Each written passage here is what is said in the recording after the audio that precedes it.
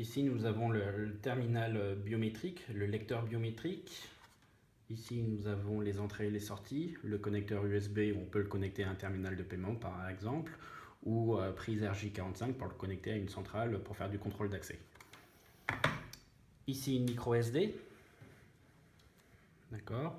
Dans cette micro SD, nous avons toute la partie communication radio sans fil, l'antenne, le microprocesseur qui va gérer la communication radio, plus l'élément sécurisé qui va contenir l'empreinte biométrique de la personne et différentes informations comme les informations bancaires ou les informations d'identité.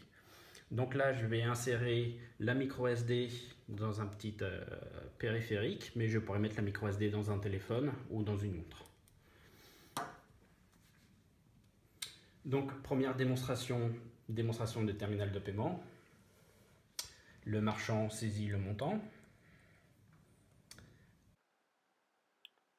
L'utilisateur est donc invité à poser son doigt sur le lecteur.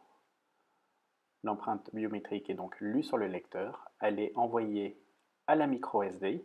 La micro SD va réaliser le match on card, va faire la comparaison du doigt qui a été lu sur le lecteur par rapport au doigt qui est stocké dans l'élément sécurisé.